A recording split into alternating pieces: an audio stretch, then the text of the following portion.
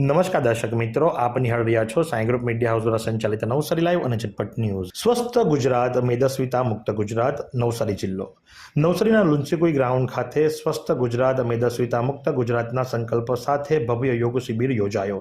શિબિરના મુખ્ય ઉદ્દેશ્યની જો વાત કરીએ તો મેદસ્વીતા સામે જાગૃતિ ફેલાવો અને યોગ, આસન તથા પ્રાણાયામ દ્વારા આરોગ્યપ્રદ જીવનશૈલી અપનાવવાનો સંદેશ હતો. યોગ શિબિર દ્વારા ગુજરાત રાજ્યના દરેક નાગરિકને આરોગ્યદાયી અને શિસ્તબદ્ધ જીવનશૈલી તરફ દોરી જવાનો પ્રયાસ છે. મેદસ્વીતા મુક્ત ગુજરાત માત્ર એક અભિયાન નહીં પણ આરોગ્યપ્રદ જીવનશૈલી તરફનું અસરકારક પગલું પણ છે. ગુજરાત રાજ્ય યોગ બોર્ડના ચેરમેન શિશુપાલજી દ્વારા આ શબ્દો ઉચ્ચારવામાં આવ્યા હતા. ગુજરાત રાજ્ય યોગ બોર્ડ દ્વારા આયોજિત કોમન યોગ પ્રોટોકોલ પ્રશિક્ષણ શિબિરમાં ખૂબ મોટી સંખ્યાની અંદર યોગી ભાઈઓ બહેનો ઉપસ્થિત રહ્યા હતા.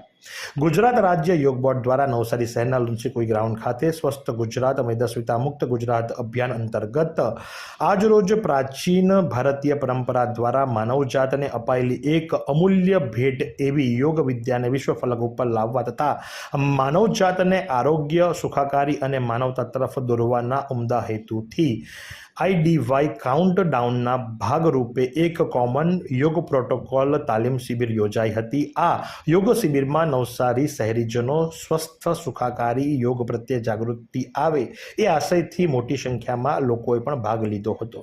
યોગ શિબિરમાં યોગ સેવક શ્રી શિશુપાલજી તથા ગુજરાત રાજ્ય યોગ બોર્ડના સભ્ય દ્વારા યોગ પ્રાણાયામની તાલીમ આપવામાં આવી હતી. નિયમિત વ્યાયામ કરો, તણાવનું સંચાલન કરવા, ધ્યાન અથવા તો યોગ કરવાથી ઉંમરની સાથે કામકાજના ભારણના કારણે થતા માનસિક તેમજ અનેક મહત્વના વિષયો ઉપર પણ ચર્ચા કરવામાં આવી હતી.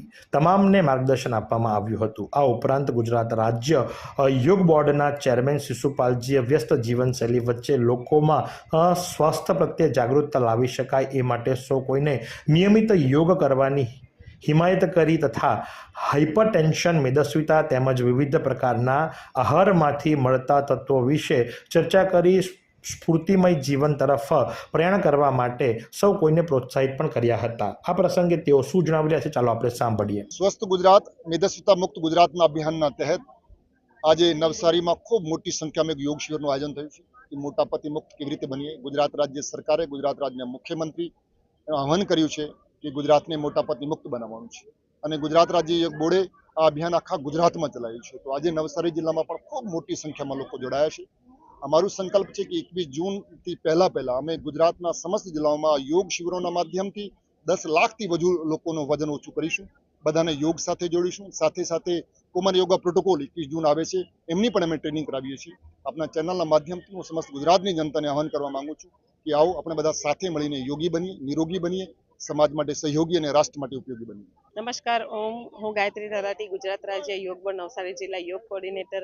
અને આજે મોટી સંખ્યામાં યોગ શિબિરમાં લોકો જોડાયા હતા. માનનીય ચેરમેન શ્રી યોગ સેવક શિશુપાલજી, જેઓ ગુજરાત રાજ્ય યોગ બોર્ડના ચેરમેન છે, તેઓ ખાસ ગાંધીનગરથી આપણા નવસારીને યોગમય અને મેદસ્વીતા મુક્ત બનાવવા માટે નવસારીમાં યોગ શિબિરનું આયોજન કર્યું હતું, જેમાં લગભગ 3000થી વધુ લોકોએ ભાગ લીધો હતો. અને આજની આ સફળતા પાછળ નવસારીની તમામ જનતાઓ અને આપણા ખાસ કરીને મીડિયાકર્મીઓ કે જેઓ હંમેશા આપણું કવરેજ પણ લે છે અને દરેક વસ્તુઓને તમામ લોકો સુધી પહોંચાડે છે, એમનો ખૂબ ખૂબ આભાર માનતા અસ્તુ.